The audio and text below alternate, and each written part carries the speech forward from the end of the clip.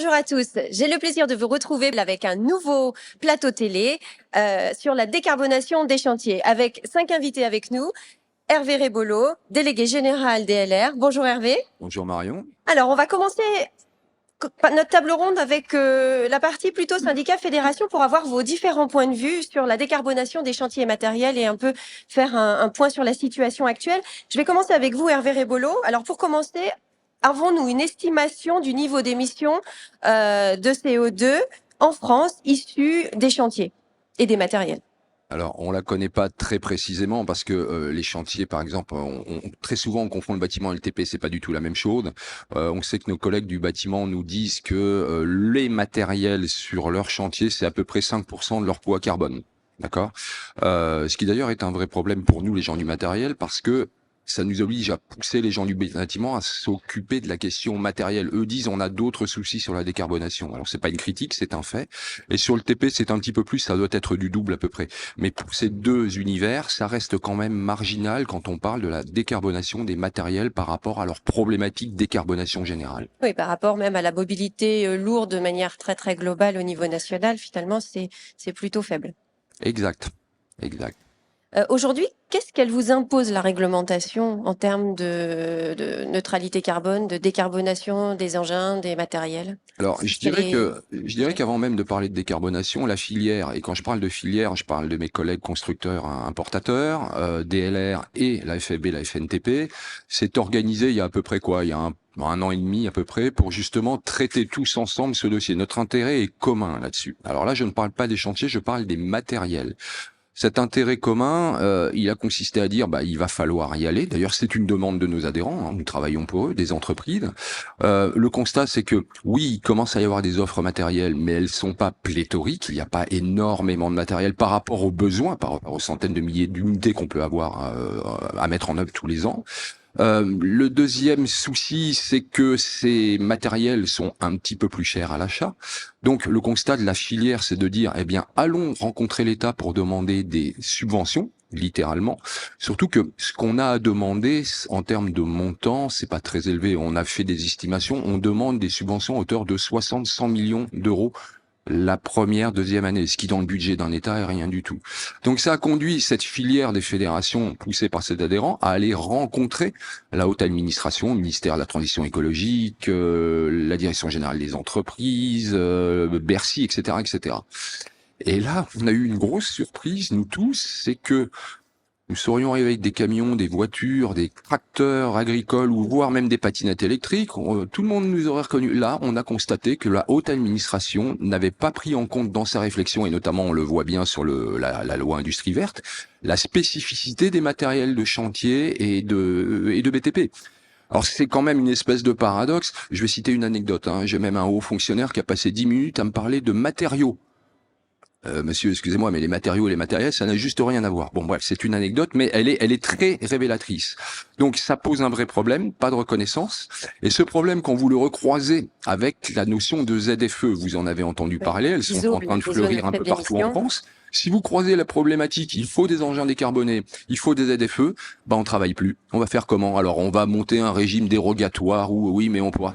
C'est un cauchemar. Donc, on en est là, et après, mes confrères vous parleront de l'autre action qui est menée avec le ministère de la Transition écologique, mais pour l'instant, au niveau de la haute administration, c'est la mauvaise surprise, pas très reconnue. Au niveau de la députation et des sénateurs, on commence à avoir des contacts. On espère, là, en session parlementaire, d'ici 2-3 semaines, faire passer 2-3 questions en séance sur la décarbonation des matériels. On travaille avec la députée Lise Magnier et on essaie de se rapprocher aussi des Bruno Mullienne, qui sont tous les deux très en pointe sur cette question-là. Mais c'est long. C'est très très long et nous sommes partis il y a 1 an et demi avec plein de bonne volonté, et on ne s'attendait pas à ce que ce soit aussi long et surtout à avoir si peu de reconnaissance. Donc ça, c'est un problème pour nous parce il faut le faire passer aux entreprises en disant oui, bien sûr, on est bien conscient de la problématique.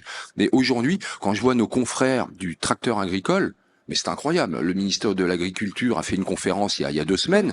Il aborde la question de la décarbonation des tracteurs agricoles. Nous, le ministère de l'Industrie, voilà.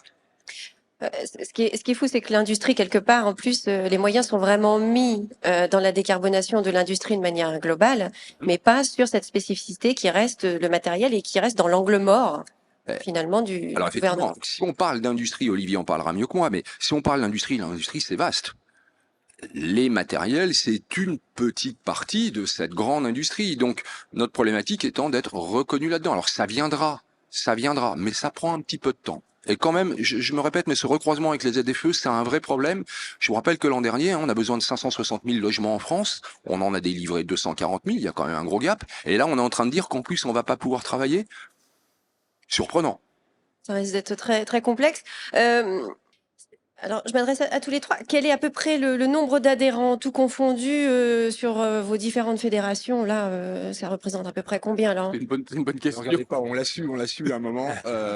Ouais, on parle de plusieurs centaines de milliers d'emplois, on parle de dizaines de Ouais, milliers d'entreprises, on est en milliards d'euros de chiffre d'affaires. Donc, en consolidé, la filière, c'est quand même quelque c'est chose. colossal. Alors, le problème de cette filière, c'est comme c'est du B2B, elle n'est pas visible du grand public.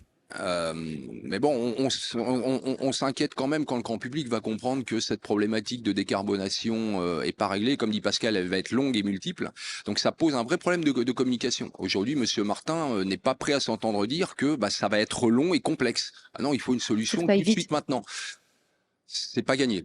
Mais Marion, écartons-nous du problème parlant de complexité. Euh, Quid de la tenue de ces matériels dans 5 ans, dans 4 ans? On ne le sait pas. Quid de l'entretien de ces matériels? Aujourd'hui, on a déjà du mal à trouver des techniciens pour les matériels qui sont effectifs. Donc, pour ces nouveaux matériels, on ne sait pas. Quid de la revente de ces matériels? Donc, il y a tout un tas de problématiques en cascade que, par exemple, nos collègues de l'automobile ou du camion n'ont pas. Et puis, il y a l'alimentation sur les chantiers. Alors là, il va y avoir des câbles partout, des powerbanks posés. Certaines marques ont déjà sorti des très beaux powerbanks, d'ailleurs. Hein. Je parle, on va pas donner de nom, mais on voit de qui on parle.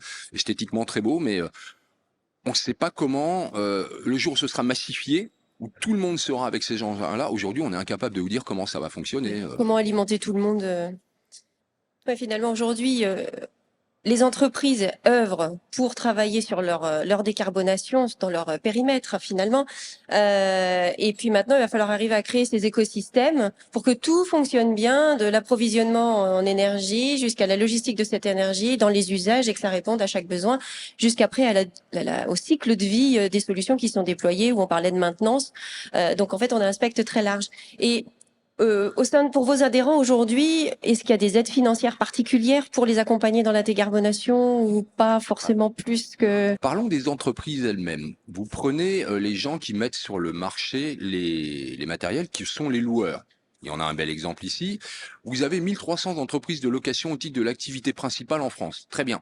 Vous enlevez le top 10. L'Oxam qui loue tout, Fresh, Salty, etc. On tombe dans un univers d'entreprises de 10 à 15 salariés. Une entreprise de 10 à 15 salariés, elle n'a pas le temps de monter des dossiers pour aller chercher des aides. C'est un vrai problème. Donc la problématique des aides, il faut qu'il y en ait. Comment on va les mettre à disposition des professionnels? Vous avez 15 personnes, hein, votre métier, c'est trouver des clients et mettre des factures et vous les faire payer. Hein. Le reste, vous n'avez pas le temps. Donc là, on a un gros problème aussi.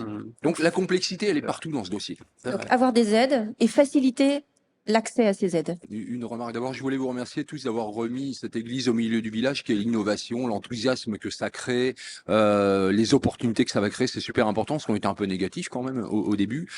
Sur l'électrification, revenons sur la réglementation. Il va y avoir bientôt une REP sur les batteries, une responsabilité élargie du producteur. C'est nouveau. Il va falloir manager ça parce qu'on parle d'électrification. Ça veut dire qu'on va avoir un océan de grosses batteries à gérer dans les années qui viennent. Aujourd'hui, on ne sait pas trop comment on va faire. Donc ça aussi, c'est un caillou de plus dans cette chaussure-là. La REP, c'est pour bientôt. Hein, c'est dans pas très longtemps. Et là, je parle un peu sur votre contrôle. Moi, je suis un peu surpris. Je trouve que les gens de l'énergie, les gens de la batterie sont pas très réactifs par rapport à l'arrivée de cette REP. Ça va pas être rien quand même à gérer. Il va y avoir une taxation. Il y a quelqu'un qui va payer, va falloir encore sortir le porte-monnaie, va falloir créer des filières de récupération, donc on sera impacté. Hein. Tous les gens du matériel vont être impactés. Donc ça aussi, c'est un truc de plus qui vient s'ajouter dans l'enthousiasme qu'on vient d'exprimer, mais il va falloir gérer ça aussi. Je vais vous remercier. On va clôturer cette table ronde et on aurait pu continuer parce que on pouvait parler de e-fuel, on pouvait parler d'hydrogène, il y avait encore plein de sujets. On voit à travers cette table ronde qu'il y a des zones d'ombre, il y a quand même des zones de lumière en termes de différenciation et puis de décarbonation et de neutralité carbone.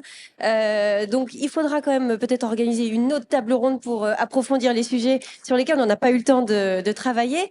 Alors, par contre, il y a quand même des messages vraiment forts à faire passer.